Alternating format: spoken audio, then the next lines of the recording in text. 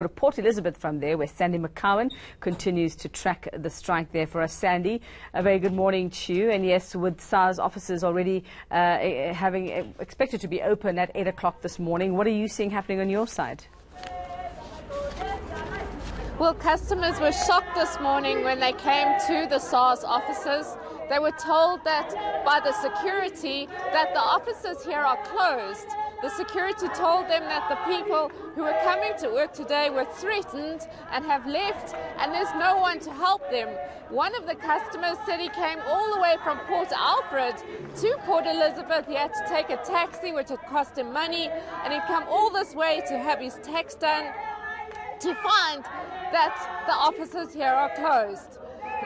I'm now joined by Tembisa Mchalinga from Nahawu. Thank you so much for joining us.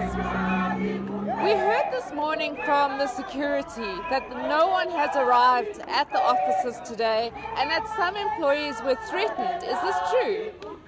It's not the truth, Sandy, that we're having a peaceful strike as Nahawu, and the purpose of the strike is obviously to address our demands as the employees of Sars. We are very sorry to the public because, as my colleague Kenneth Fidoi had said earlier, that it has taken us more than 5 months to negotiate with the employer, which means that we were committed to meet with the employer on the demands that we were demanding. And initially we had 22 demands, and right through the 5 months we had to withdraw other demands because we saw that we had to meet the employer halfway. However, the employer has been negotiating with us in bad faith, in the sense that in December holiday, he had withdrawn some of the benefits that the employees of Sars have been benefiting on, which is he has